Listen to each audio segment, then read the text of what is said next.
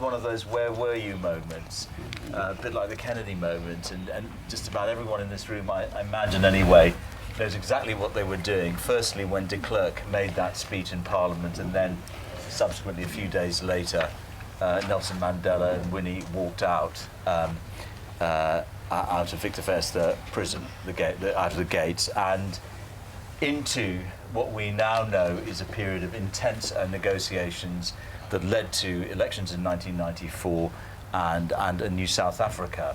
At the time, even at the time, I should say, there were people on both sides in the white community who thought de Klerk had betrayed his community. There were others who wondered whether in what Nelson Mandela was saying in the time leading up to the elections, whether he'd betrayed his own people and forgotten what the struggle was about. And I'm sure we'll get into some of that today. We've got about roughly an hour and a half.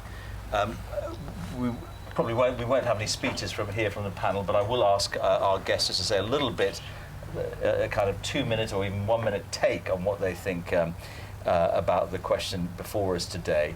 Let me introduce them. So on my far right, there's Jibril Fall, Chairman of the African Foundation for Development, or very clever, it's called AFFORD, the acronym AFFORD.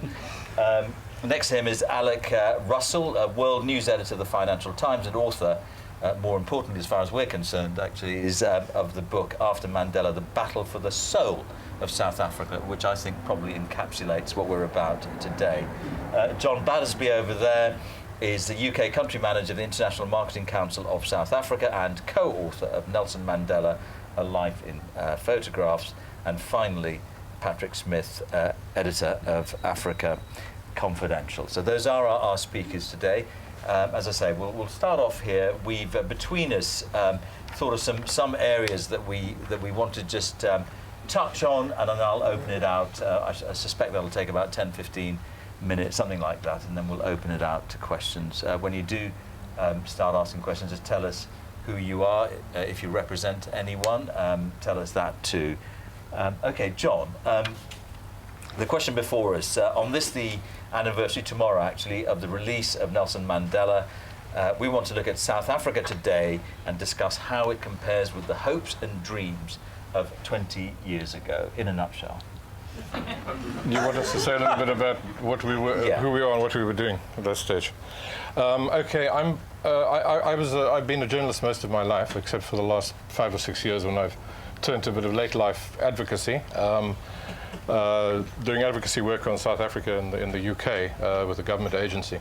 But I was a political journalist and correspondent for New York Times, Christian Science Monitor, in Southern Africa, and my last posting was in the Middle East, and then returned to South Africa to edit the Sunday Independent for 5 years before coming here in 2004. So I've been on a bit of a round trip. I remember exactly where I was when Nelson Mandela was released, because I arrived very late at the prison with the world's press all crowded outside, and I didn't know the ground rules, and I just walked into the prison. The prison grounds, and nobody challenged me. I was wearing a cotton police blue kind of suit, and I just saw the SABC correspondent Clarence Cater, who later had to ad-lib for an hour in front of the largest international audience he was likely to ever face, and he hadn't sort of really prepared his lines that well. And I stood close to his sort of combi and waited inside the prison grounds for the hour, because, you know, if you recall, Mandela was due to be released at 3 o'clock, and he was only released at 4 o'clock because his wife arrived late, and then there were long discussions amongst the internal group of about 12 representatives of the internal movement about what he was going to say when they got to the Grand Parade. So I stood there, and through absolutely no design, I became the first person to shake his hand, because I was still inside the grounds. So I saw him, and he saw me, and I think recognized me from column and stuff I'd been writing in the morning papers. So that was quite a sort of special moment. And then he proceeded to face the world's press, which had been gathered there for all those hours. And my shaking his hand was captured on a whole lot of networks, and I got calls from all over the world. But when the other journalists realized the first person to shake his hand was the journalist, they lost interest very quickly. So I never sort of got the fame that might have come my way if I'd been an ordinary citizen. But it was an extraordinary moment. It was one of those moments when reality and myth, I guess, sort of come together, and it was very, very, very, very powerful. So, do you want me to go on at all about Nelson Mandela? I think let's leave it at that. Patrick, where were you? Well, I can't really match that, I have to say. I've been quite honest about it. Actually, I was the second person to shake his hands in my dreams. Actually, I did shake his hands a few years later, and it was still at that time when you shook Mandela's hand and you really didn't have a bath for several weeks until someone near and dear to you protested.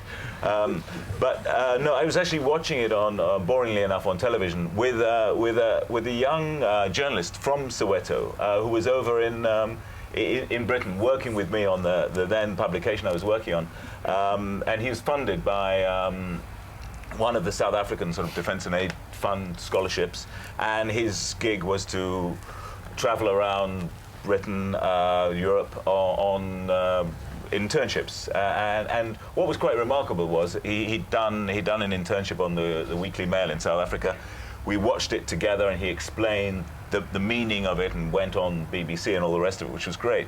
And he was 23 at the time, and interestingly enough, 20 years later, from being a general reporter on the Weekly Mail and helping out on Africa Confidential, he's now the managing editor of Business Day, the premier newspaper in South Africa, which to me sort of encapsulates the whole thing. And as we were talking about Mandela's release, it was very much, what is this going to mean? He said, it's going to mean the biggest change in my lifetime. This man walking out of jail will change everything, and everyone knew it in the society. So it was that incredible moment for him, and I suppose that was the best way to experience it if you're going to experience it in Britain. Alec. Well, at risk of completely undermining my credentials for being on this panel, I can say not only was I not in the crowd, I'm probably the only person in this room that wasn't even watching it, wasn't even aware it was happening. I was in Romania at the time when Mandela was released from prison, and indeed when de Klerk made his famous speech. And our only means of communicating, the small handful of journalists that we were there, was via telex. And I can honestly say I was not aware that Mandela was released, but I've caught up since then a bit. And I've done 2 stints in South Africa as a correspondent. The first was for almost all of Mandela's presidency, when George was there as well, and I spent a certain amount of time with my hands unwashed, as Patrick has just described, after meeting him, and got a real sense of those sort of magical moments when all one's dreams seem to be coming true. And then, more recently, I returned for 2 years for the Financial Times from late 2006 to late 2008 to a sort of slightly more sober reality. The new South Africa, is now very much a teenager, and a slightly truculent teenager, I think one could say, at times, and inevitably some of the great hopes and dreams of 20 years ago haven't been realized, and I ended up, I will say shamelessly, writing a book about it. And I think there's just 2 things I'd say just very, very briefly. This is a very good time to be discussing this, to be looking back at Mandela's release, because the ANC, which has been in power since '94, is facing all sorts of critical questions at the moment. But there's just 2 things I would say to bear in mind when we look at these wrenching questions, as I'm sure we will in the hour or so ahead of us. One, bear in mind what de Klerk said to me just 2 weeks ago when I had lunch with him to talk about this big moment, and he said, well, all said and done, warts and all, the new South Africa is a vastly, vastly better place than what seemed likely to happen shortly before I, as in de Klerk, made the decision to release Mandela. I think it is important to bear that in mind. I don't want to brush aside the scandals, the controversies, the failures that the ANC has done on all sorts of issues, but that's point number 1. And point number 2, again, which we will return to, is one has to see South Africa not just as South Africa. It's very easy to see it as this sort of country that's unique and so on. It is a developing country that's facing all sorts of wrenching challenges, just as are India, China, Brazil, and so on. Some of them are more acute than India, Brazil, and China, but nonetheless, I think sometimes you have to take a step back from agonizing about South Africa and look at it in its full context. Anyway, Jibril. I, together with friends, watched Mandela come out in a flat in Hackney. we were looking forward to it, and for me the striking thing was we so desperately wanted to know what he looked like, because when he went in, I wasn't born, and many of us, we had no idea what he looked like. The only picture we had was him wearing a traditional robe. So when he came out, it was a totally different person, at least physically, that we thought he was. The other thing that sort of I'm reminded by is during that time I was caught up with a rather conspiratorial type of crowd. And at the time they were saying, why February 11th? Interestingly, that was the 10th anniversary of the Islamic Revolution in Iran. And the conspirationists were saying, it's a distraction. They've chosen that day because it's a distraction as to what's happening. Interestingly now, 20 years on, Iran is still on the news. But in terms of the developmental issues and what Mandela's impact would be, I'm trying to remember it from, at the time, what I say, commissions and omissions. The good thing about having a short memory, as most humans, is we tend to forget the pain. Because if we remember all the pain we have, life would be almost dysfunctional. At the time, most of us were just interested in what South Africa as a nation state must omit doing, not necessarily what it must commit to do in terms of development. And what it must at that time omit to do was, amongst other things, to stop the injustices of racial prejudice. But 20 years on, we're concentrating on the failings of what they failed to commit to do. But I think if you look at it from that context, it's been a big moment as to what South Africa has stopped doing. Thank you very much. Thank you, all four of you. I don't propose to get bogged down too much in Mandela himself, but I just want to spend now just a few minutes really about this man, because were it not for his release 20 years ago, we wouldn't be sitting here talking in this way. And the question I'd like to put to you, and then open up to the rest of you in this room, is, and it's something I struggled with when I was in South Africa as a correspondent for the BBC and wrote about it, was Mandela, this figure, was he the first of a new order of African leadership, or simply the last and best of the old order? In other words, better than the Kenyattas and Nyereres, who also, even Mugabe actually, in a weird way, had gone through that road of reconciliation and so on. So let's just concentrate on Mandela for a minute. Any of you want to kick off on that? First of a new order or the last of an old? No, I don't think Mandela falls within the tradition of the African leaders. He falls within the tradition of world leaders, in the context that, and the interesting thing about him being African is, you go back several centuries with all the troubles and the tortured soul of the African, at every given time you find somebody, an African leader, who stands out as a world leader, and all of the world look up to them as the leader. So it's in the tradition more of Martin Luther King and some of those world leaders than the African leaders, because certainly he missed the period of winning independence from colonialism, which is where the tradition of the African leaders are. And of course, most fortunately, he missed the post-1990s bad governance and all of that. But Alec, many people vested in him this idea that he was something radically different, a new leader for a new time in Africa, very much an African rather than a world leader, and compared him, in fact, to lots of other leaders, didn't they?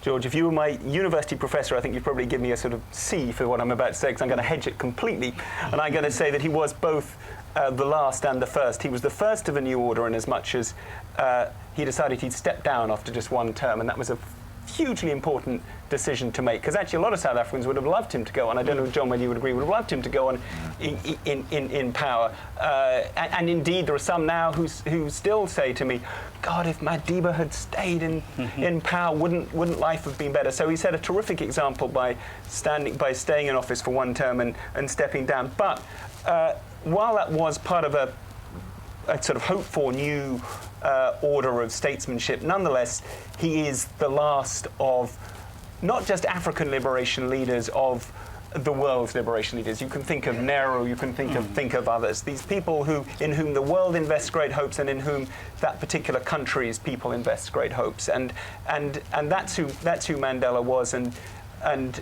you have to see him in the context of all these other liberation leaders.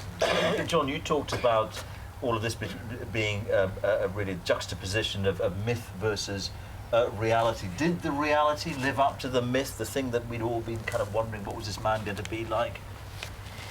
Well, I think to a large extent it did, but I've always held the view that Mandela's contribution to South Africa and to the world was actually made before he stepped out of prison. He is a living example, and that's why I agree with a lot of what Gabriel and Alec have said, and I also wouldn't like to go into one of your categories, because I don't think he fits into either. He is, I mean, this is a man who, and you're very aware of it in his presence, who has worked through all his issues.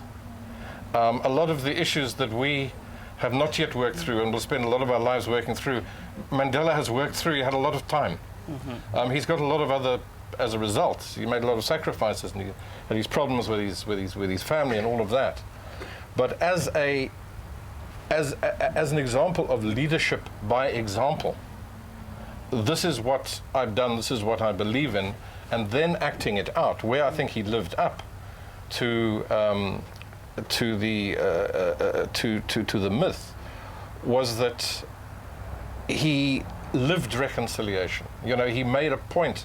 Some will say he was very calculated, and that might well be, but he would make a point of going and having tea with Betsy Verwoerd, and being seen to have tea with Betsy Verwoerd, and he would make a point of going onto the rugby field in the Springbok rugby jersey and taking and inspiring the young Francois Pienaar, who he could see had an element of, this guy's not entirely kind of sure, let's bring him around, let's show him, you know.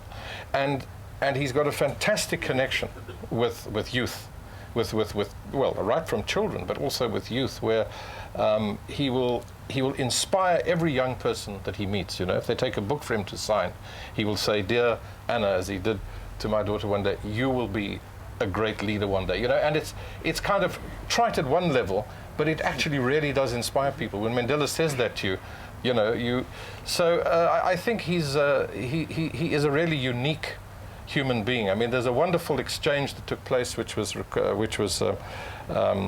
recorded in an interview that Clinton gave to The Guardian, where the two of them stood inside his cell on Robben Island on one of the visits. And he told Clinton there that I had to overcome my hatred and bitterness towards my jailers, otherwise it would have destroyed me. Actually, I remember him in an interview saying, I've learned to think through my brain and not through my blood, which is something similar.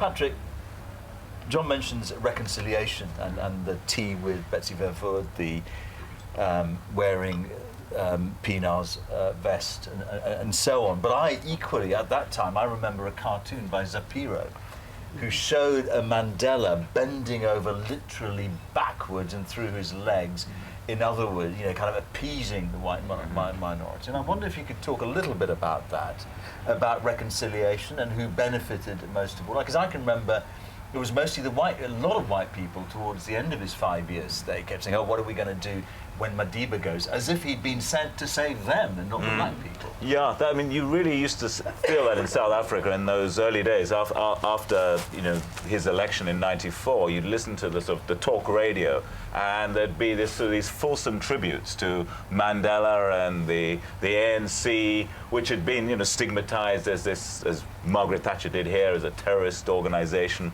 full of Soviet-istas and so on. So it was really quite remarkable, the nature of the.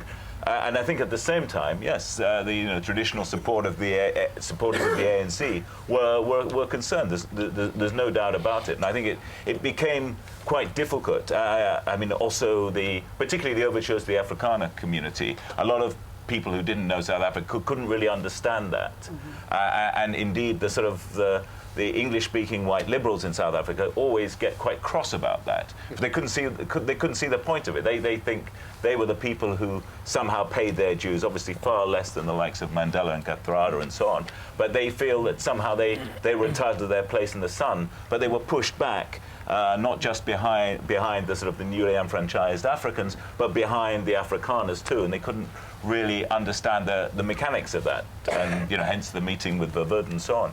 So I think I think on the social level, it turned out to be far more explicable, and I think still to this day, most South Africans, there's a consensus behind that. I think perhaps less so. They could have the reconciliation with corporate South Africa. I think that's the question a lot of South Africans still ask, whether the incoming ANC was so keen to establish its bona fides as a responsible government, having been dealt a legacy of a hugely mismanaged economy for the previous 3 decades, appallingly managed economy. I mean, inflation was in double digits, the budget deficit was 9-10% when the ANC took over, really a wrecked economy, a la George Bush, in fact. And they inherited this. And then for the ANC to turn around and to say, oh, okay, all is forgiven and more, actually, if you want to move your share listings to London and pay less tax, and that I think is still inexplicable to a lot of South Africans. Okay. George, if I might just very quickly come in there. I think you could make out a good case that Mandela's real contribution was to liberate white people from the burden of being the architects of apartheid, because he knew that without doing that, black liberation would run into very, very serious trouble, and the country would run into very, very serious trouble. All right. So before we move on to South Africa for today, the delivery, the expectations and so on, any thoughts from you about Mandela the man, what he promised, what he didn't promise, what he did, what he didn't do? Yeah. Hi there, I'm Susie, and my South African credentials are that I grew up in Johannesburg and I studied political philosophy at the University of Cape Town, did my master's there. It's sort of a statement and a question. Madiba, I think, was exactly what we needed at the right time, and his decision to stand down after one term was a very brave one. I mean, before, I remember, before he got released, people were block buying food. There was like a war. And what he achieved is incredible. And I wonder what the panel think about COPE and the establishment of a reformist party. I mean, in the ANC, you always had a rather unhappy marriage between the hard left, which is COSATU, the SACP, as embodied, in fact, by Zuma in lots of ways, and then the more reformist centre, which was embodied by, I suppose, Mbeki, and you had kind of Madiba in the middle. Do you think that COPE actually is helping to realise Madiba's dream for a truly democratic, truly accountable South Africa, where you have two serious parties that the majority of South Africans feel they can vote for, that are representative? I'm going to just hold on that question for a little bit, actually. I don't want to get kind of too didactic about this, but I do want to get to sort of the politics and so on a little later. Just let me take a couple more comments, if anybody's got it, about Mandela the man. I mean, after all, it's 20 years since he was released. Any thoughts on that? Otherwise, we will move on. About Mandela. Thank you very much for this opportunity. My name is Rob Cunningham. I'm the South Africa country manager for Christian Aid. Just a question in response to something I've just heard about, was Nelson Mandela, did he step down after 1 year, or was he forced to step down? That's my question to the panel. Okay. Jibril, got any thoughts? I don't know. I assume that he stepped down voluntarily, and of course was unprecedented.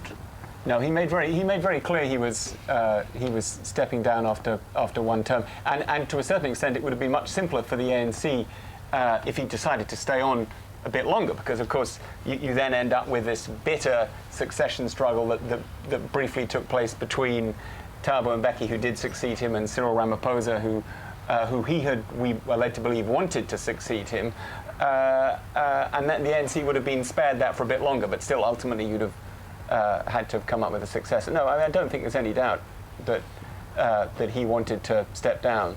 I mean, there were some people in the ANC, and this is just one other point worth raising. I mean, there are some people in the ANC, particularly now, and particularly in recent years, in the last years of Mbeki's time in the presidency, who were rather exasperated by him and felt that he'd become in his last year or so in office a bit of a sentimental old man even, and so on. So it's not as if everyone worshipped him, but John, correct me if I'm wrong. No, there's no doubt at all. It was entirely Mandela's decision, and he knew the importance of setting the precedent for term limitation and showing that, setting example in Africa. No question about it. Anybody else got anything to say?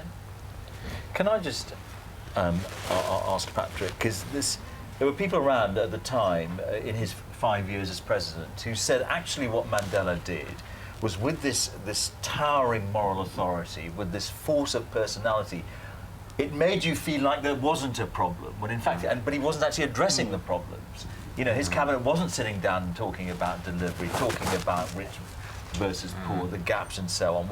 That reconciliation became a kind of end in itself rather than a means to an end. Well, I think there was a division of labour, and he personified reconciliation. He personified the ushering in of a new political order. He personified the international respect, the moral respect that was accorded to him internationally was all. And I think that where they did miss several tricks was the hope was that moral respect that was accorded to him would be accorded to South Africa and then on to Africa. And I think that was the basis of the idea about the African Renaissance.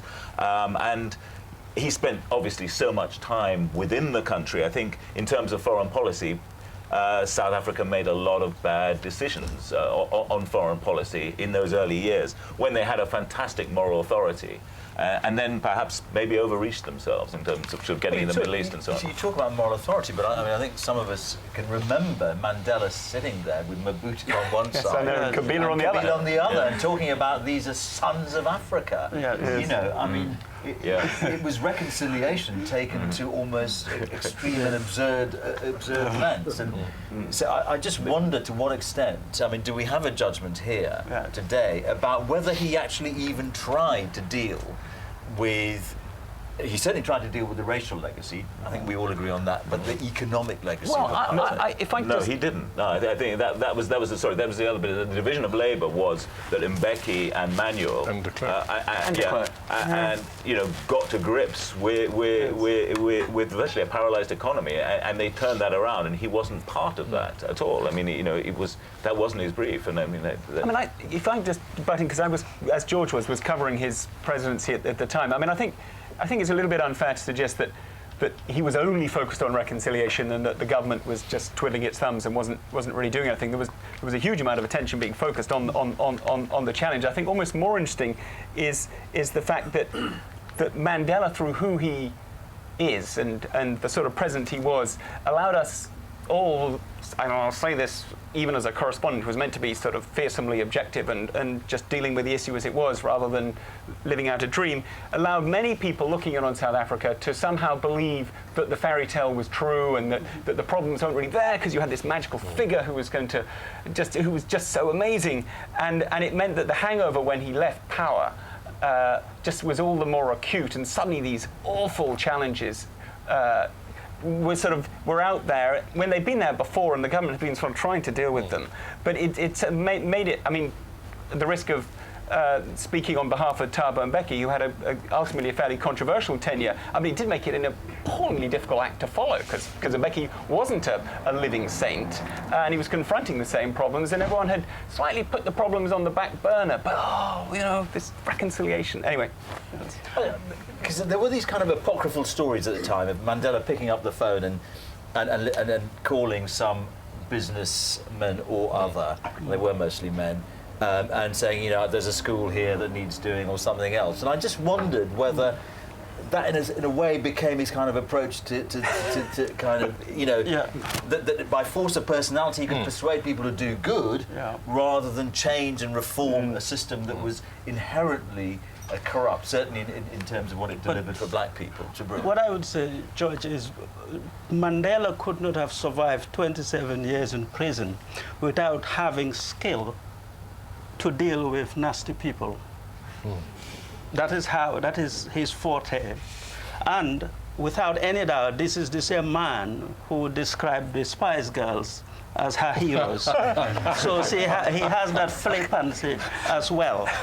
He would still earn his canonization if he did nothing but hold on to the fort. Think of what was going to happen. All the resentment, all the anger, all of that. If he did nothing but just hold on to it for other competent people to come and do the work, he would still be canonized and would have earned it. Now, at worst, what do we charge him of? A bit of that patronizing approach, which perhaps goes back. Remember, he also comes from a different age. He is 90 years old. He comes from a different age, from also a different tradition of traditional leadership and all that. But all of it, it's minute and so irrelevant in terms of the scheme of things. At most, we charge him of incompetence, of transforming the government. But as a leader, what did he do? He brought some of the most skilled technocrats into government, and like the finance minister, stayed on for many years. All right, I think let's... George, just very briefly, I think, one must just point out there was an ambiguous relationship. I mean, although Mandela was a loyal and obedient servant of the ANC, there was an ambiguity there, because the ANC in 1981 or whatever it was around that time decided, as a calculated decision, to personalize the struggle, the anti-apartheid struggle, in the person of Nelson Mandela. It was a big risk. They didn't know, they didn't know what they were actually, how that was going to turn out, and they did that.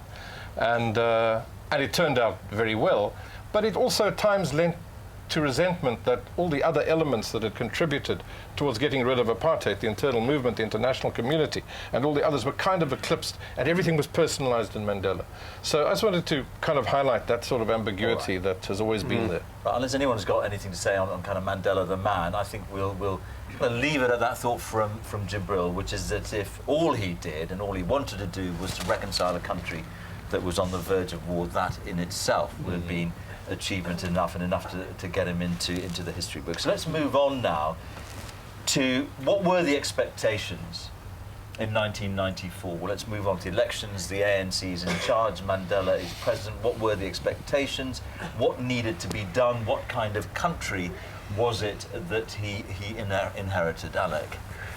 Well, I mean, on one level, you could say that the expectations were really, or the expectations of the majority of the population who had been deprived of a vote for so long and of their appropriate share of the national budget for so long, were really quite low key. I remember being very struck on arrival. It was a classic impression that struck a lot of correspondents on arriving on how, as I said, how relatively modest the expectations were. It wasn't as if, as some of the more hysterical people might say in some of the more affluent suburbs, I'm going to lose my house, my swimming pool, my gardens being sort of lined up by my domestic worker to, for her vegetable plot or something. It's basically about housing and water and electricity, and a better education, which one might all agree, I think, fairly appropriate desires. So it wasn't that there was this sort of huge expectation, but there were these expectations of a better life. And the ANC, I think a slight miscalculation they made early on, or not even a slight miscalculation, a miscalculation made right at the beginning was to set particular targets and say we will deliver, I forget what it was, 1 million houses within It was within a year or within, and they were just bound to fall short of that. And now, I mean, we'll move on to the present in a sec. But the expectations were not colossal, but nonetheless, for a country with the economy the size of South Africa's, they were still considerable. Mm-hmm. Anyone else got any thoughts on kind of expectations? The expectations or were, indeed from the floor? were pretty large, but I think Mandela must take credit for having consistently downplayed and ratcheted down those expectations. I mean, there were high expectations. People wanted they wanted a house, they wanted a car, and they wanted a bank account with something in it. He said, it's going to take time. This is not an overnight project. Anyone got any questions while we... No, just stick your hand up, won't you? Can we just... John, you might be the best placed for this, but if any of you can contribute, that, please do so. You talk about those targets. Do we know, actually, amongst us, what the figure is now? How many people's lives have been changed by light bulbs in their township houses? How many people have now got water that didn't? How many kids are going to school that weren't going to school, or had no prospect of going to school 20 years ago? Anyone got any? Yeah, well, just very briefly, I mean, there have been huge advances in terms of provision of clean water, electricity, housing, and sanitation. 2.7 million houses have been built since '94. The number of South Africans classified as in poverty have been reduced from 51% to 41%. Sanitation has gone from 50% of the population to 77% of the population, and electricity has gone from 51% to 72%. So that gives some kind of idea. And the number of people on welfare benefits has increased dramatically, because if you remember, in the first few years, the macroeconomy couldn't take large government expenditure, so that it was kept down. But there are now 14 million out of a population of 48 million. 14 million are now on some or other form of social benefits. All right, so those are some of the figures. I hope you find that useful. With those kind of figures, can we make a judgment? Has the ANC in power for all these years delivered? Well, it's clearly delivered on, the physical infrastructure, the roads, the power. I mean, there's an argument to say that the current problems of Eskom are partly due to the fact that it extended power to so many people who didn't have it before. That created a demand. The shame is that it didn't foresee the sort of the power behind that demand and the momentum that now there is actually a power crisis in the country.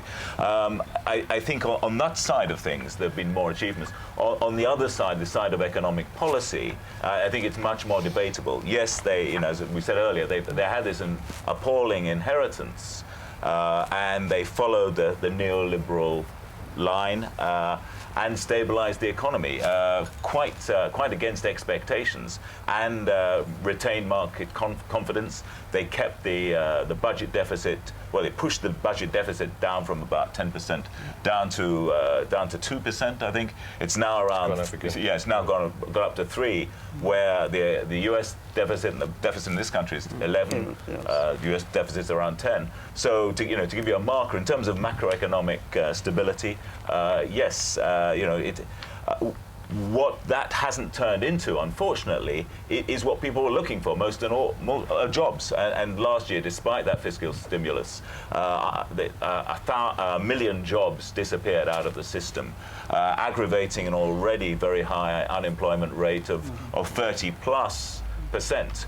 And I think that is the that is the real legacy, and that goes right back several decades ago. The restrictive practices under apartheid, the restrictive entry, the lack of training, the lack of education, but also actually sort of job restrictions and reservations. All that plays in to this sort of hereditary unemployment in South Africa, and like everything else after '94, when everything was opened up, that was exacerbated.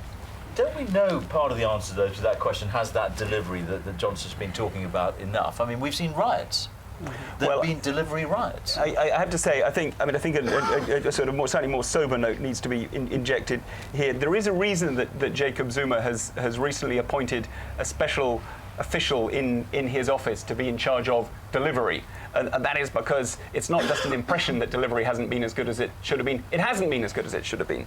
And this is a very charming man called Collins Jabani, who's deeply thoughtful and has been, he's a very sort of boyish figure who I first met literally on the eve of the first all-race election in '94, and he was full of aspirations and hopes for the new order. And he spent the last 15 years trying to realise them, but quite a lot of his colleagues in the ANC have not spent so much time trying to realise them and have just spent more time trying to make lots of money or whatever. Fair enough, you might say, but then get out of public service.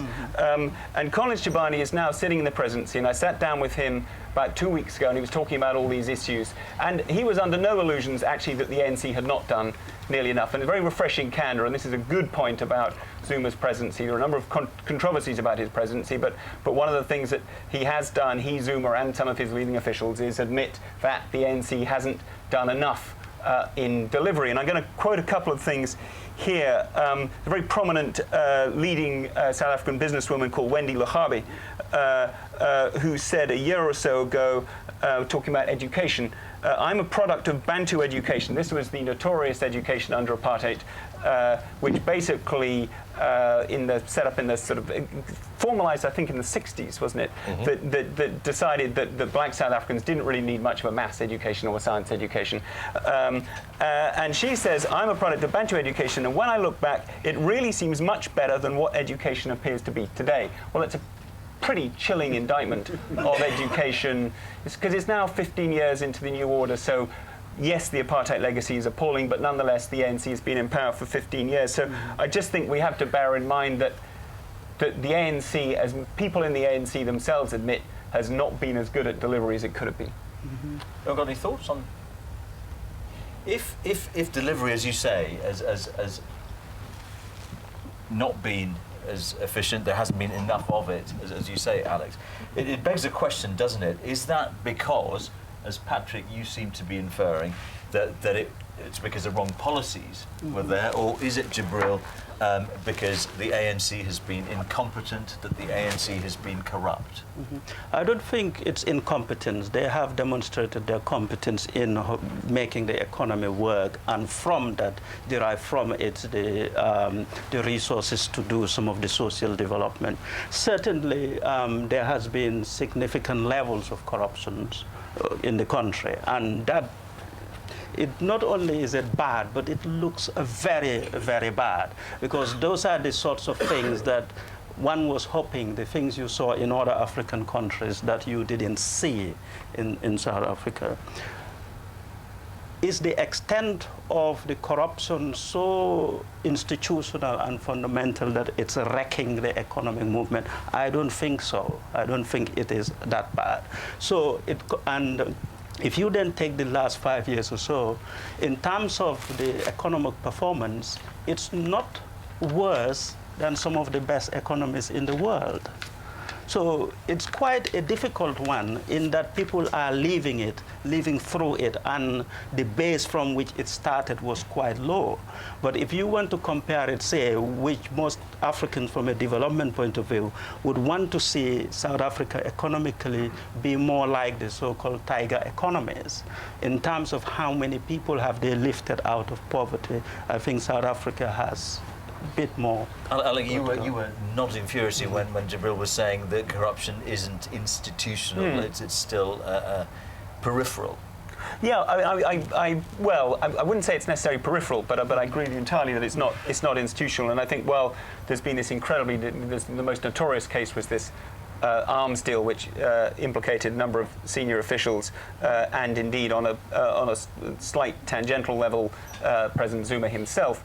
I think it'd be wrong to see this as somehow infecting the entire state. Incredibly unfortunate as that episode was, because but it doesn't have to be at that kind of large scale. It could be all the little kind of, brand new cars that are being driven around. No. I hear you. I'm certainly not trying to sort of brush aside the issue of corruption.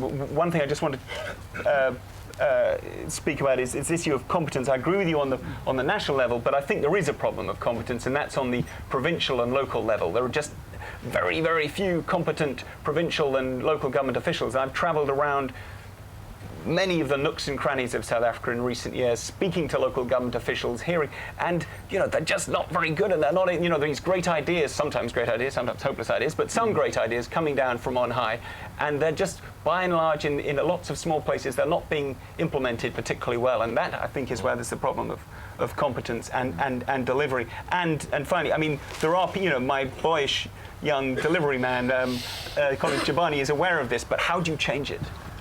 Well, partly I think it's political, because clearly under Mbeki particularly, a lot of the officials in the provinces and the local government areas were sort of hand-picked, and they were flunkies of his order. And I think one of the interesting things, and we don't know how it's going to play out under Zuma, but one of the interesting things is that there's a lot more competition and much wider divergences of recruitment for these positions than there was under Mbeki, because Mbeki's idea was to have this sort of loyal cadre of people in the provinces under him, and you got particularly the problem with some of the pretty questionable provincial premiers during the Mbeki era.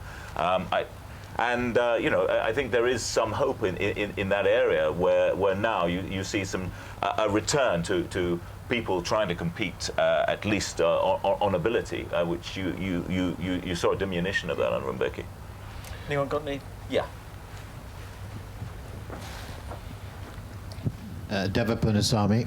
I hail from Durban in KwaZulu-Natal, but UK based, but I do have a business there and go there quite often, so reasonably familiar with what actually happens there.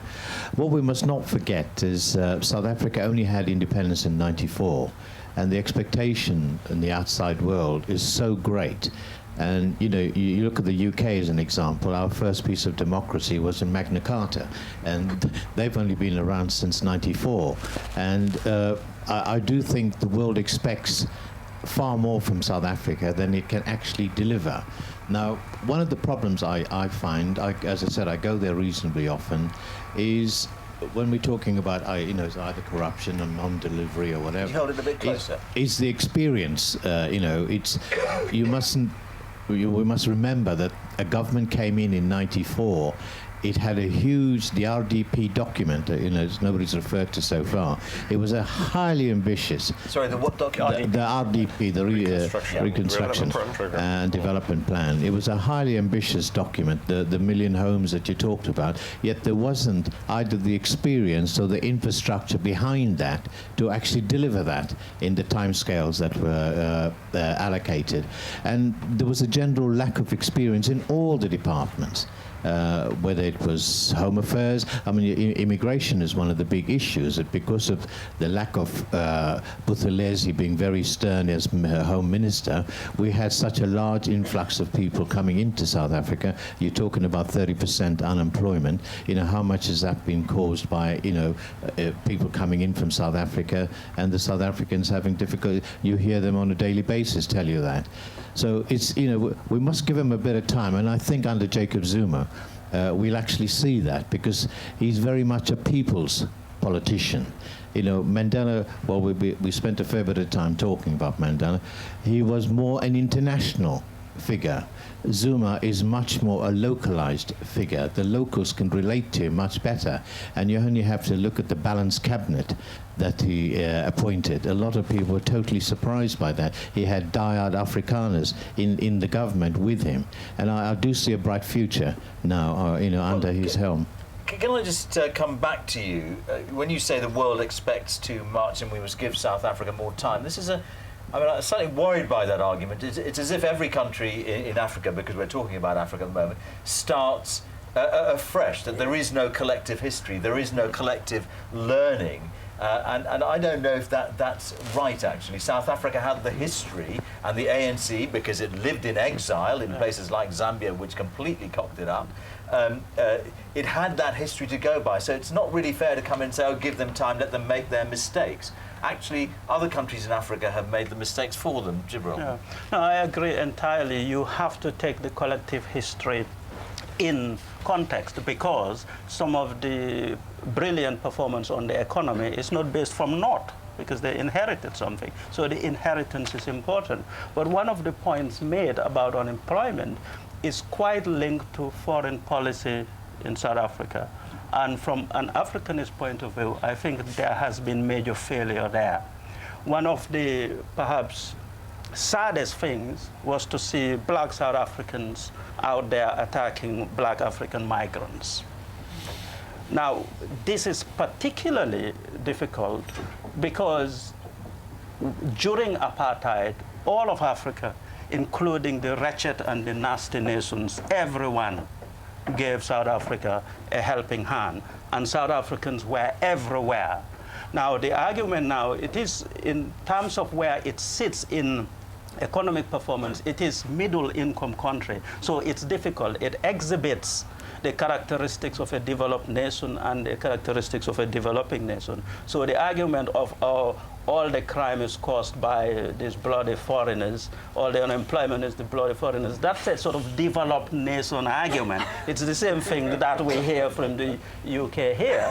Now, why is it more sort of disturbing and repellent to hear it from South Africa? Is because it was not that long when the same people were supported by very poor countries in the frontline nations. So I think that's an area of failure. And yes, Zuma is a realist in many sense and deals with these things. But they have to get together. When you say it's a failure, are you saying that the South Africa is capable of absorbing all the people precisely because it's this kind of quasi-middle-income country? Arguably, there are tens of millions of people queuing up to go in there. Indeed, but you don't... I mean, are you saying you should just open the... No, but it's the same argument of migration in every other country. People are not complaining about the many Eastern Europeans and other wealthy people who have gone to South Africa. And the whole thing about migration, it's the problem. People will not go to South Africa if they know they won't get jobs. The idea of migrating for work, economic migration, there's nothing evil about it. There's nothing evil about it. It might be against a country's immigration law, but there's nothing evil about it. And there is a great degree of logic to it. If South Africa is performing well as a country, people will want to go there to do the work that South Africans don't want to do. The problem now is there is a failure in the economy. What is wrong is there must be some moral threshold, so that however bad things are, you don't sink below that and start vilifying people, often workers, migrant workers, who are amongst the poorest and more disadvantaged in any community. Can I, George, just come back on a point you made about other countries in Africa? Yeah. You mustn't forget most of them had independence in the 60s and the 70s. We're talking about 94. You know, it's a lot later, and South Africa, in those 15 years or 16, has made far more strides than a lot of those who had independence in the 60s have done. But with a rare inheritance. I mean, whether you like it or not, whether you like the racist regime or not, you know, it built roads, built railways, and so on. Is what I think Jibril was saying as well. It built roads and railways, but what it did to the human psyche has been completely and totally underestimated, in my view, George. And that's why I would have some sympathy for the argument there with that Deb is putting forward. But I think both South Africans and the world have totally underestimated what 40 years of apartheid did to people. And I've been working on a 3-generation scenario. We're 1 generation out of apartheid, and you can see the difference. I think 2 generations, you'll see a much bigger difference. And I think after 3 generations, you'll be able to start to talk about post-apartheid in the sense that we've left it behind. This completely destroyed people's self-esteem, and I don't only mean black people. White people are also severely damaged in South Africa in terms of the human psyche, because it was bigger than any individuals. It was the system was bigger than its part, and it did huge damage. But by that kind of mass, I mean, if a generation is about 20, 30 years, what you're saying is, you know, we have to wait, and South Africans, more to the point, have to wait another 50, 60 years, or they're excused making mistakes because of the psychological effect of apartheid. No, I'm not saying that. I'm not saying you have to wait. And I entirely agree with Jibril that, you know, one of the greatest shock for all of us as South Africans was to see the South Africans turning against. But why was that a shock? Africans I from was other there. countries. I was astonished. Well, all the South African papers were saying, I was covering it for the Financial Times, and they were saying, where's this xenophobia come from? This is an un-South African concept. I was thinking, what's to be surprised about? There's appalling poverty in these townships. Some of the local officials have been corrupt. They're not doing it. I remember going round a township the day after this some of the worst attacks with a young friend of mine who lived there, and he was furious with the local government officials. The local government official was sort of swanning around. Didn't surprise. I mean, it was appalling and horrible. I'm not trying to condone it, but I don't see why it was so un-South African or surprising. You could see it coming, but they didn't make it any less shocking when you actually saw it. It was shocking. You could see it coming, and you could see. I mean, we've had. George says we've got 10 million wanting to come in. We've had probably 5 million who have come left. in. Yeah. And how many has left? And look, I mean, this is a very sensitive area to get into. But the fact is that a lot of those people who've come in are smarter, better educated, and more liberated human beings.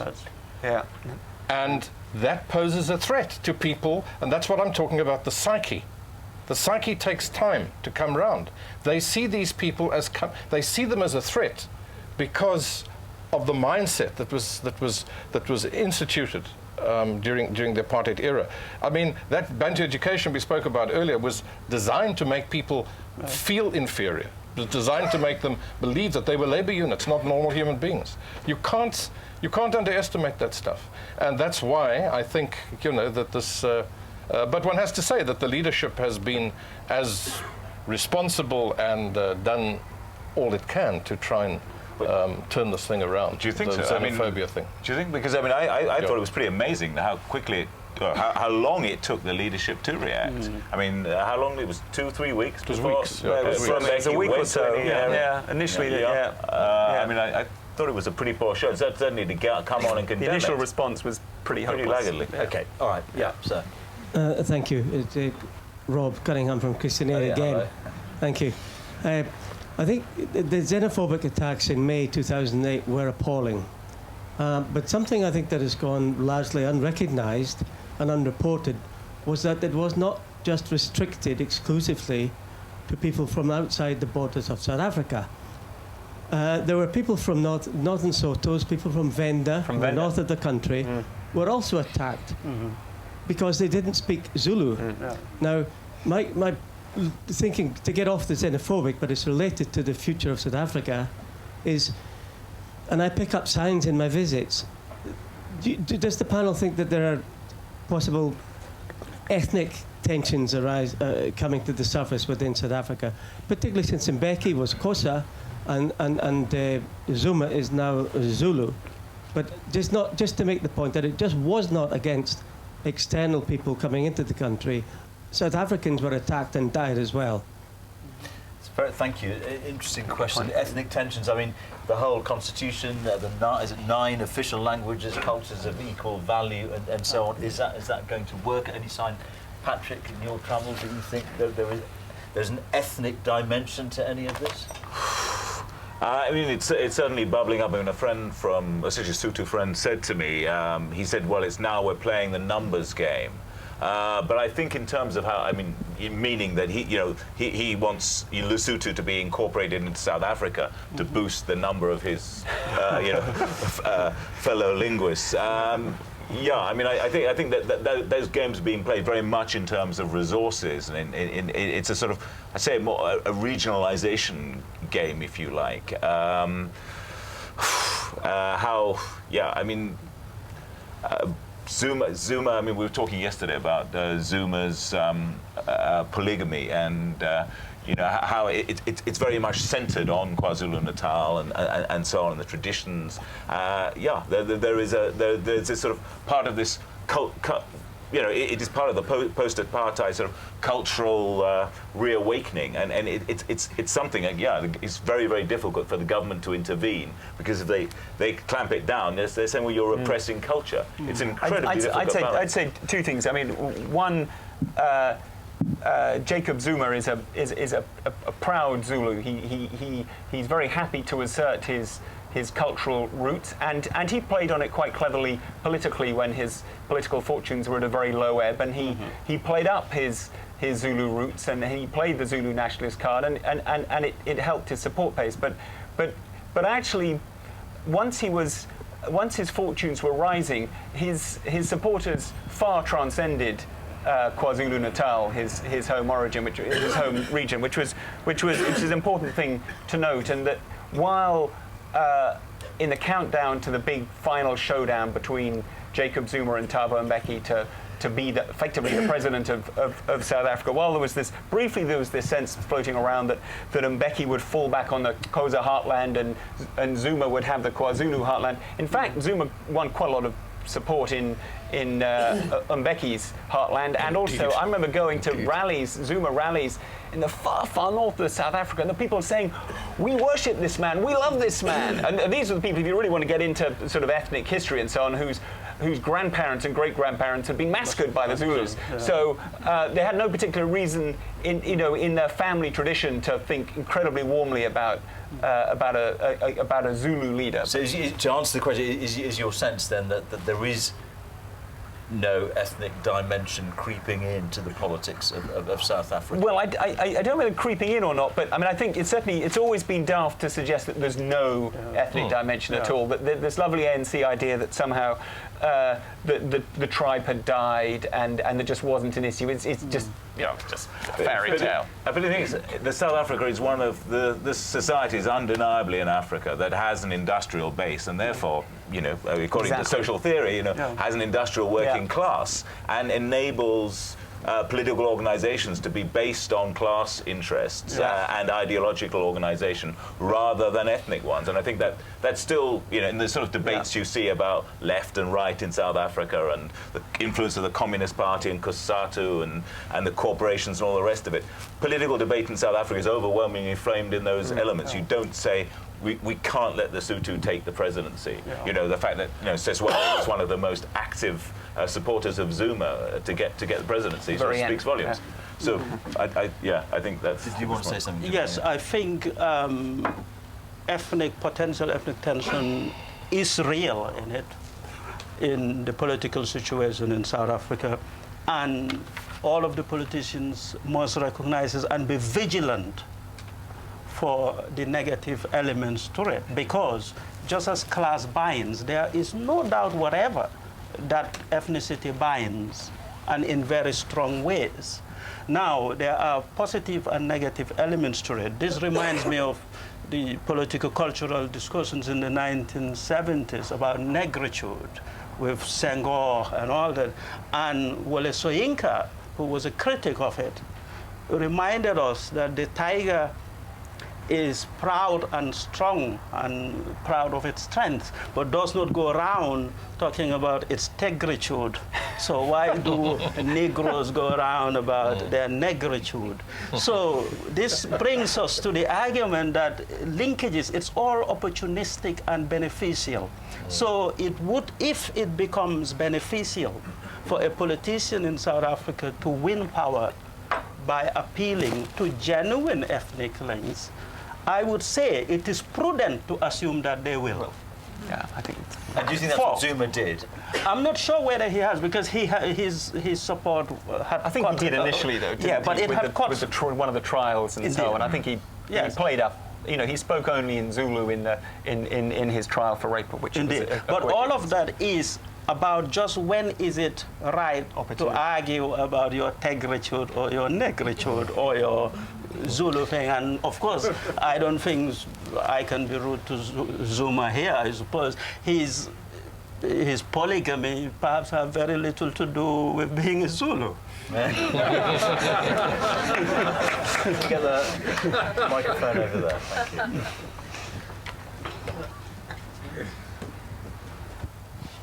Thanks. David Altshuler. I'm a South African that left South Africa in '77 with a lot of guilt. And as John says, everyone that has been through the South African experience has been, the human psyche has been affected in different ways, and then it plays out.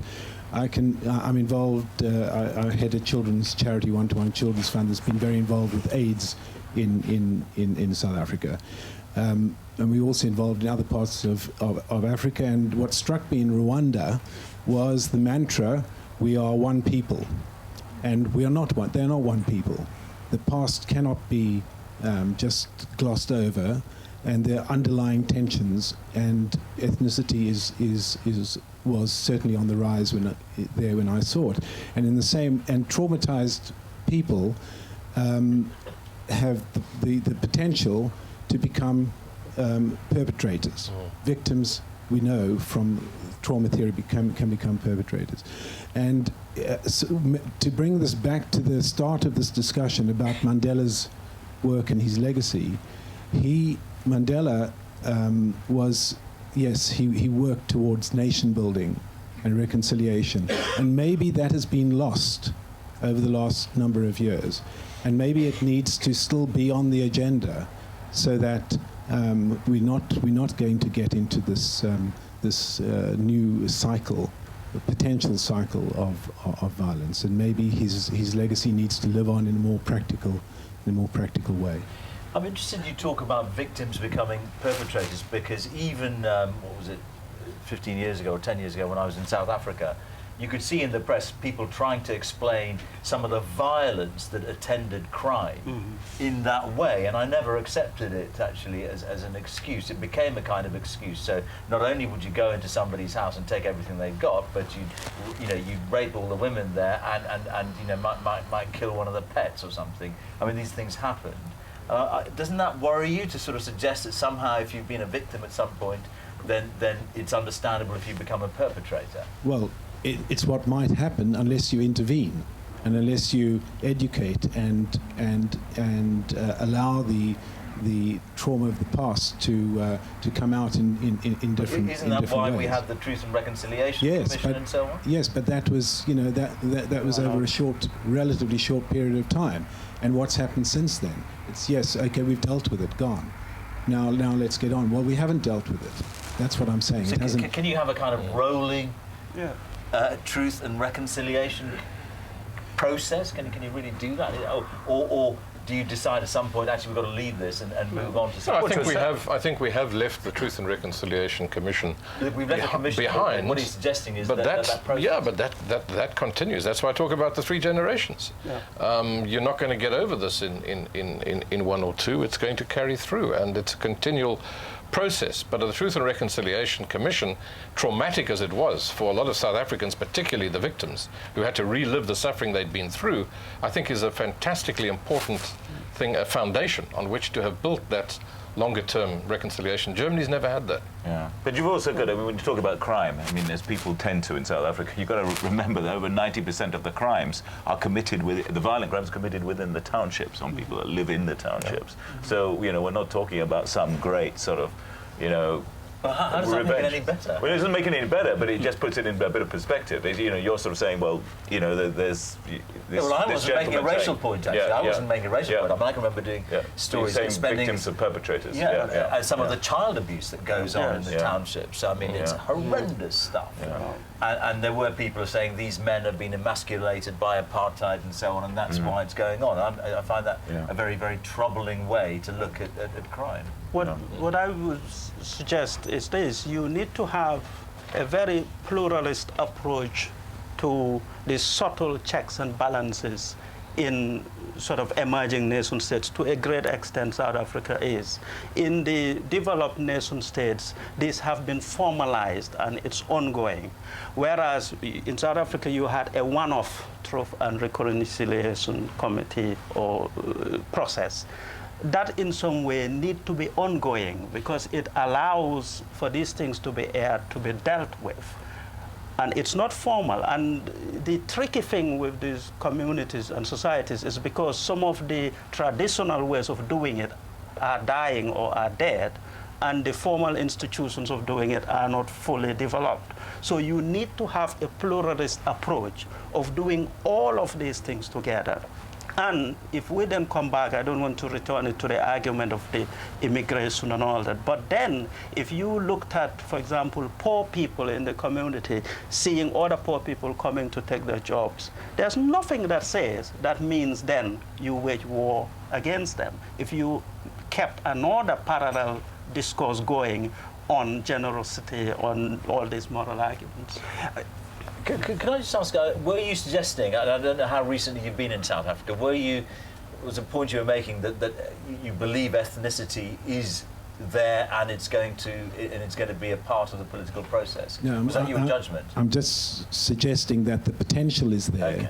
and the work that the education about the past needs to continue, and the work needs to continue to be done with children. South Africa continues to be a traumatized society. HIV and AIDS is particularly taking a huge toll, and that in itself is a trauma, and people may be being re-traumatized. You know, the different traumas of the past get You talk about education. I came across this example a few years ago. I went back to South Africa 2 years ago, I think it was, and went back to the school that our sons had been to, which when they started was I don't know, 30%, less than that, 20% black, and by the time they left it was 90% black. So it had gone through the transformation that the rest of the country was going. And I went back to the school, as I say, 2 years ago, and got a group of kids, and there were about 8 black kids and 1 white kid, and I started asking them about apartheid and what they knew about it, and they said, yeah, no, we've heard about it in the history books and our parents keep telling us and so on. And I said, what is racism? And what was really interesting, and to me, I found very poignant, was this, one of the black kids pointed to the only white kid, Devon his name was, and he says, yeah, these kids are primary school kids. And he said, yeah, no, this is the black kid talking, it sounded much more like a white, his accent. He said, yeah, well, racism is when I look at Devon and I call him a whitey.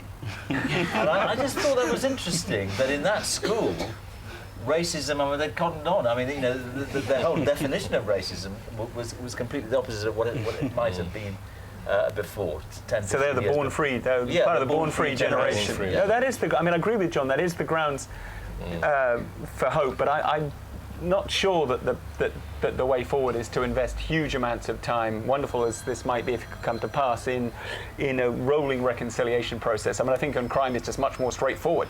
You just need somebody to take on the police, completely transform the police, and have a much better police force. And I think that would just make a huge difference. But and police the townships. And police the township. Well, there is now policing the townships. All right, we've got. I want to move forward to what next, and talk a little bit more about Zuma. Talk a little bit more about the politics, to get onto your question about COPE. I haven't forgotten. But just one last thing, just before we move away from delivery and expectation, what are we to make, what are South Africans to make of the growth of these so-called black diamonds, these multi-millionaires, these billionaires in some case, who've accumulated their wealth apparently for no other reason than their colour, which strikes me as almost a return to the kind of economy defined by race, apartheid, that was functioned under apartheid. What are your thoughts? Well, it was exactly that. It was a repeat of the process when the National Party came to power in the late 40s, when the big English-speaking combines paid off the Afrikaners and said, okay, you're the new elite, and here's your stake in the economy. Believe in us, help us, and we'll work this system together, no matter how morally despicable it's going to be. And that was the pact that they set up then. The ANC came, and you have a similar pact. It's not about a morally despicable system, but it is about buying the ANC into the new capitalism, the post-apartheid capitalism. And how did that work? That worked by pushing down corporate taxes. It worked by allowing these companies to list in London and New York, depressing hugely the tax take of South Africa's economy, and then actually pushing that tax burden back onto individuals in South Africa, and buying into the new economy, trying not to go around the world sort of wobbling the market view of South Africa, not talking about South Africa, talking against South Africa, not saying Armageddon has come, and the likes of de Klerk and so on, saying that, well, actually it's far better than we feared. So I think it was all part of that process. So these people were given their Mzee Khumalos and Seswalos and Cheryl Carolus, so were given their cut, and that was part of the system, and it was sort of buying them into that system, and it worked. Do you think and it worked for them. Isn't it part of this part of the thing that leads to corruption? Yeah. Well, George, I think there are two things happening here. On the one level, there is a rapidly growing black middle class, but it's largely black middle class in South Africa. And that is happening through market forces, consumerism, and it's a very good thing for the economy. You've then had this very rapid enrichment of a small group of people, and the market forces have corrected that too. The ANC at Polokwane threw Mbeki out and voted Zuma in because one of the reasons was because there was resentment against this, this rapid enrichment of a small group of people. So I think there are two forces. I mean, of course, now that the acid test of the Zuma administration will be, is there not going to be a similar cadre of people around him? And while Zuma has done and said many encouraging things in his first year, there are, to be fair, already signs of a new small group of people who see this as a great opportunity. So I'm not saying it will be as bad as under Mbeki, but I mean, I think it would be daft just to pretend that wasn't the case. It would be surprising if it wasn't, because KwaZulu-Natal has been kept out on the sidelines, and without going into too much detail, there are going to be people queuing up for some of the goodies there. My name is Lauren Fabian. I'm South African, currently living in South Africa. I'm here on holiday. Can the panel address the issue of BEE, Black Economic Empowerment? Yeah. All right. Yeah. Well, I mean, part of this enrichment process they're talking about was sold under the guise of Black Economic Empowerment. Your thoughts on that? BEE, in terms of creating a bigger black middle class, I think is a good thing. The issue of the few individuals who are extremely wealthy, that is not a South African issue, that's a capitalist issue. And we see it everywhere in more recent times with the collapse of the Soviet Union. It's just how it happens. Is it immoral?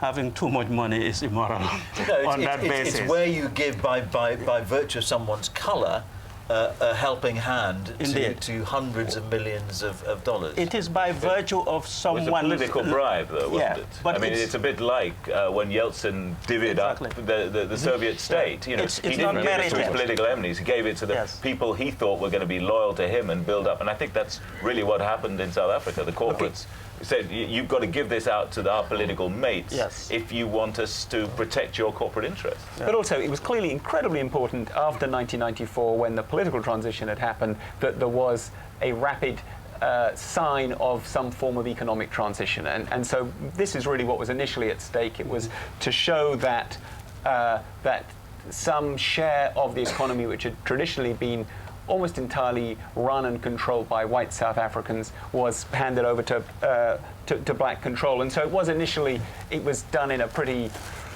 rapid and simple way, and you end up with someone like Tokyo Sequale, who is now one of the richest men in Africa. And I spoke to him about this, and he said very grandly, "I don't think I'll ever be a common businessman. In my heart of hearts, I'm a freedom fighter." Well, I said, fronted him, "Well, that's tosh, isn't it?" I mean,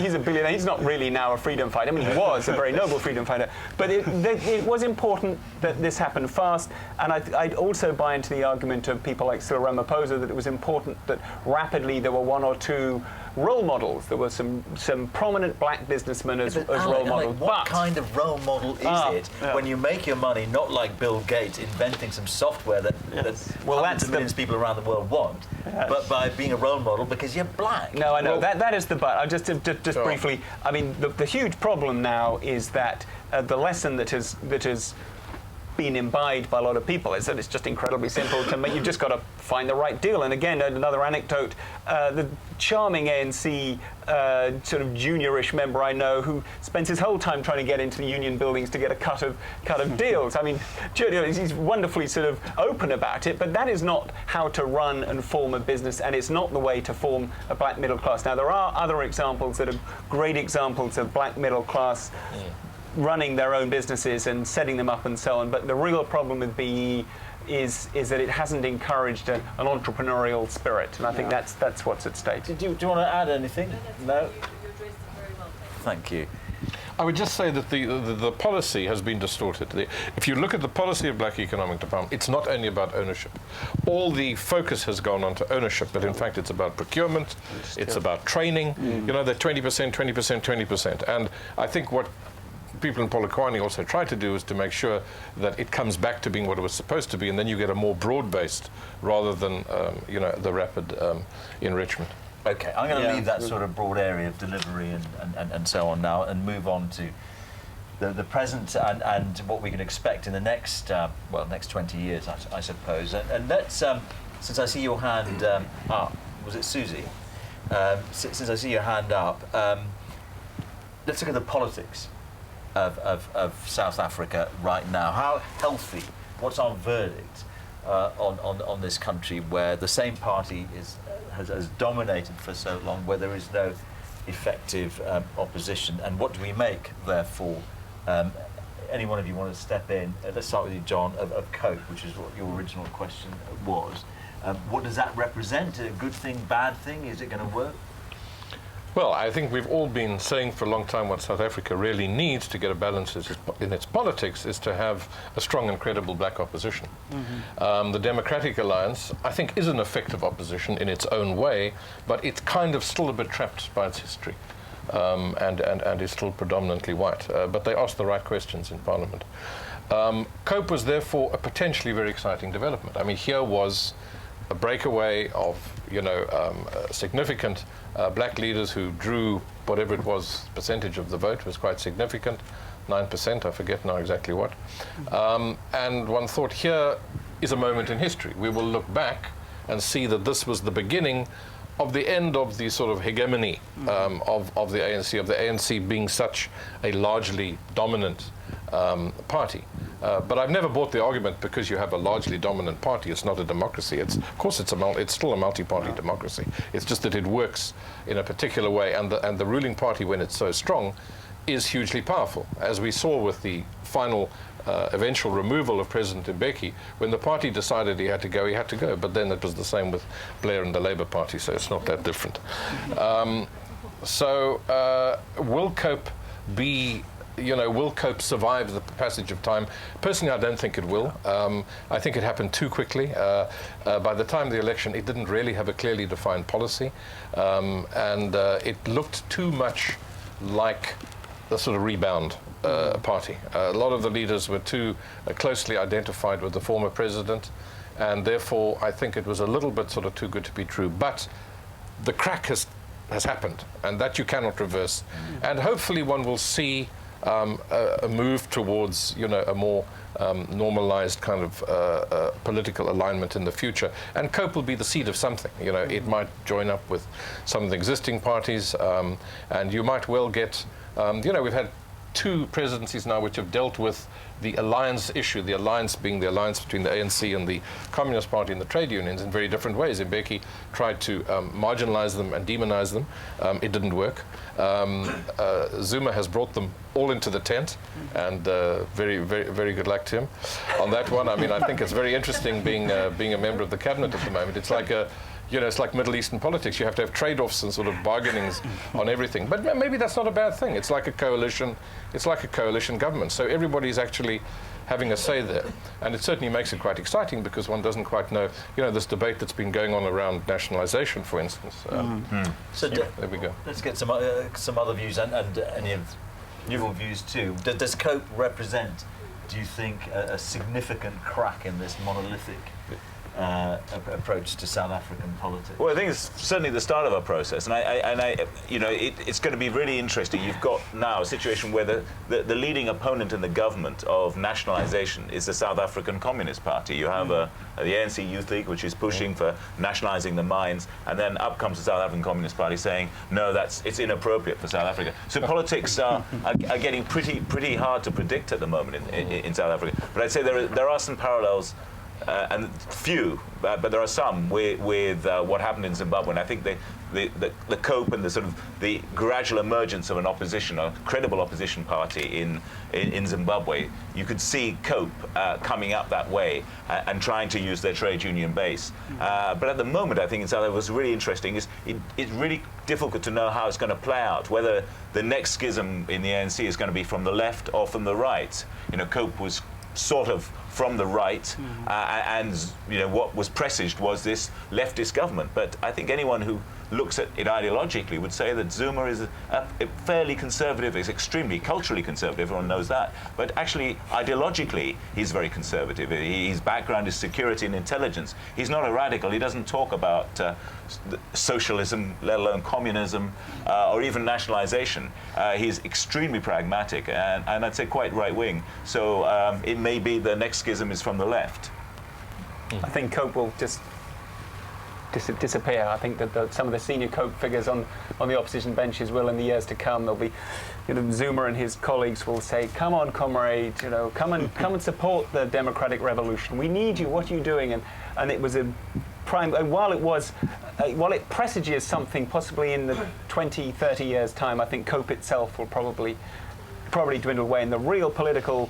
The political debate is all still happening within the alliance, and as John was saying, there is this very combative, feisty spirit, and so while people can look in from afar on the ANC in South Africa and say, "Oh God, this dominant party," I mean, there's serious debate going on with it. I mean, and when you say serious debate, about economics, I mean, is it literally as stark as nationalisation versus well, rhetorically, it certainly is. I don't actually think that nationalisation is about to happen, but certainly it's sort of out there as a big debate. The reality is less extreme. The reality is between a wing that believes in a far greater role of the state in running the economy and the rump of the people who supported Trevor Manuel, the finance minister, for many years, for just about a decade, who, loosely speaking, take a more sort of orthodox approach to running the economy. So I don't think it's not quite as radical as some of the rhetoric would suggest. But no, these are serious, fiercely contested debates. It is still very unhealthy that the debate is happening within the same tent.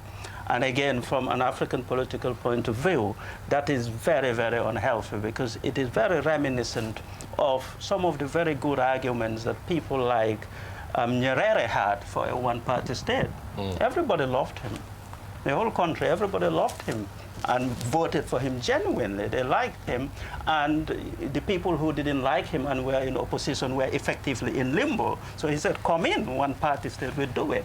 But there's something inherently wrong about that. The level of genuine plurality and argument, it's a mix.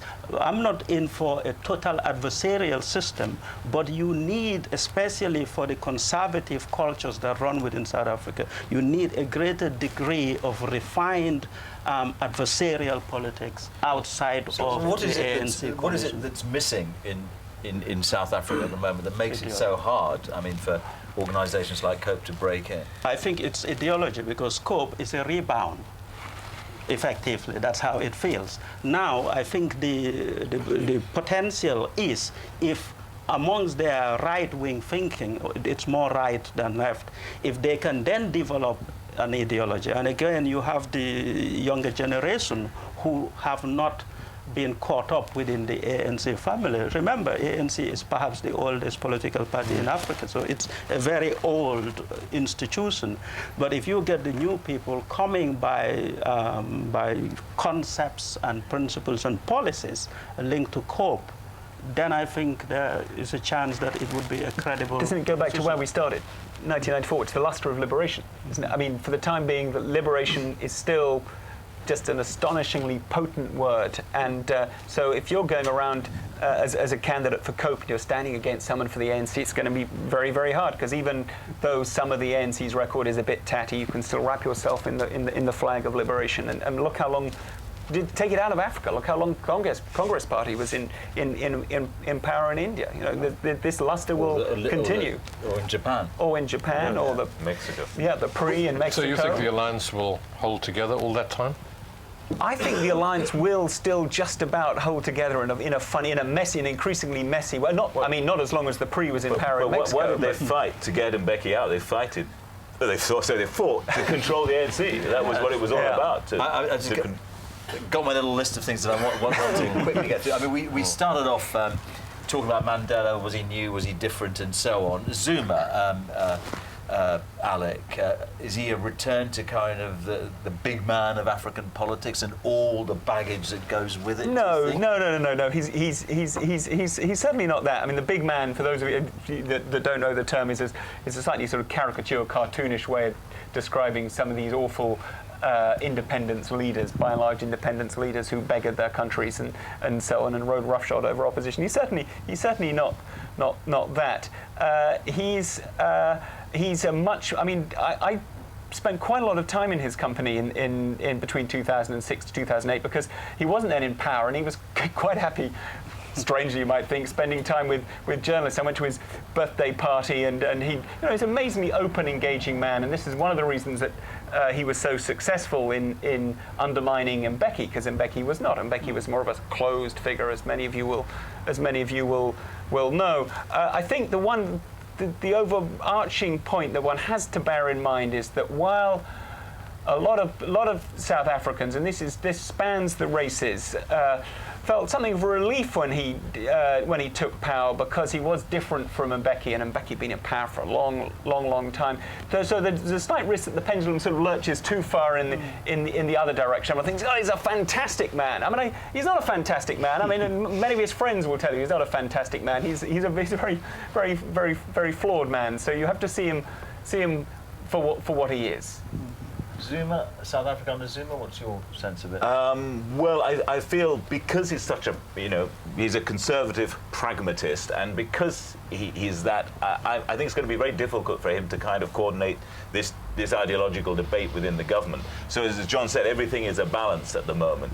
It's balancing the Youth League with the Communist Party, with the trade unions and so on, and formulating a part. I think his great achievement so far, as I think Trevor Manuel encapsulated it, was he knows what he doesn't know, and therefore that gives him a predisposition to delegate. And so he put together an incredibly powerful cabinet, which was really worked. And when do we begin to say of that cabinet, they've lived up to expectations, they are now delivering in the way in which the previous administration... Well, the next few weeks are going to be interesting, because you've got ministerial briefings that are going to be brought to account for what they've done in the first year of the Zuma government next week. You're going to see a budget coming up, the first sort of post-recession budget, if you like, and people are then will have to make their assessments. But I think that the difficulty is, no matter how talented his ministers are, the problem is Zuma is meant to lead and meant to control that debate. And Mbeki, in one sense, because he was a control freak, over-controlled the debate. But he did make decisions. Yeah, he made decisions. And the danger is that Zuma will not make the decisions, and it will not.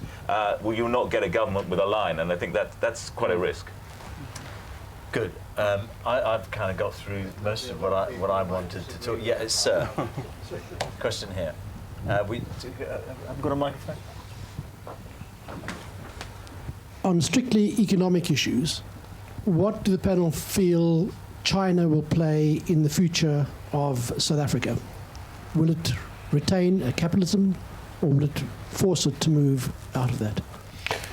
That's a big question. I was at a panel discussion or talk today at Westminster on that very subject by Martin Davies, China and Africa. I think it's a huge looming reality on the horizon. I mean, the fact is that China has become not only the biggest investor in Africa, not only the largest financer of infrastructure and lender to Africa, but it is going to have a huge. I recall being at an event last year in the Sandton Convention Center, which was the launch of which was the celebration of the fact that the China Africa Fund, which is about a $25 billion fund or something, they were going to center their office in Johannesburg. So South Africa is a very key player in this relationship between China and Africa, which is huge, because if you look at Africa as effectively the last frontier for the growth of the global economy, a market of 800 million going on 1 billion people, and it's a vast mineral basin. So I think in terms of the government system, it's all a bit in the melting pot at the moment, isn't it? What do they call it? The WBM, the Western business model, is in a bit of trouble with the credit crunch and all of that, and the ideals of having privately owned banks sort of slightly frayed now at the edges, because some of the banks are no longer privately owned. And I think China has obviously a centralized system which is moving towards something else, because the economic liberalization has galloped way ahead of the political democratization. But it's a little early to make any sort of is judgments. South Africa there. making inroads into the South African economy? I mean, I hear what you're saying about what it's doing in the continent. is China? Large. It's China. Sorry, it's China. China in the last year or so has shot from being South Africa's 5th largest trade partner to South Africa's largest trade partner. It's not the largest trading partner, but it's trading. It's not doing a lot in terms of investment, especially not productive. Except, of course, that it did take the markets by surprise, and the ICBC, the biggest bank in the world, which is Chinese, took a 20% stake in Standard Bank. That was the largest. It was the largest foreign investment by China anywhere, ever. Yeah. We could just open it out, actually. I know we're talking about South Africa, but you could ask the question, you can see why the Chinese are going to Africa, but why are the Africans apparently so ready to take the begging bowl out now and hold it in front of the Chinese? Because in a sense, the begging bowl has been there for a long time, so it doesn't matter whoever drops a penny, they'll take it. That's one way of looking at it. The other way to looking at it, it's not a begging bowl with China. China is coming and investing and saying, I'm judging this investment entirely on financial and economic basis. I don't care if you are a ruthless dictator. Ruthless dictators like that. It's hard to find the altruism. I mean, now, we might be appalled by it, but the Western investors were no better at all. The suggestion that they came and brought a greater degree of governance in corporate governance or spread more wealth is a fallacy. You're really saying that the pattern of investment, the pattern of Chinese involvement in Africa is no worse, is exactly the same as... It's different, but from a beneficial point of view to the African, there's no moral ethos, there's no moral superiority in terms of the Western model. They're saying with the Chinese investment, if they're investing and judging it purely on the business and the economics, that means if the African delivery is poor and it's not working, they'll take their money out and they'll move it back. Isn't the question is why are Africans accepting it? Because isn't the Chinese model of investment simply helping Africans to dig things out of the ground and sending it somewhere else for value? Exactly, which is infrastructure as well. But even if that was the case, that's exactly what they've done before. And also everyone else. But it's not the case. It's not the case. Exactly, it's not the case. In fact, China is investing big time in infrastructure, not only to get the minerals out, but it's investing in health clinics. It's investing right across the board. I think it's a misconception that it's... of course, there's the worries that, for example, some of those constructions, still a lot is going back. For example, China, they are actually bringing the people to do the work rather than employing Africans. Like 250,000 Chinese at the last count, were there? Okay, I'm going to draw this to an end. Thank you all for being here. Big day tomorrow. BBC is certainly going to be doing an awful lot of stuff from Cape Town and so on to commemorate the 20th anniversary of Nelson Mandela's release. There'll be lots of stuff in tomorrow's FT. In the FT. Hugely important. Let me thank Jabril, Alec, Patrick and John for their contributions. Thank you.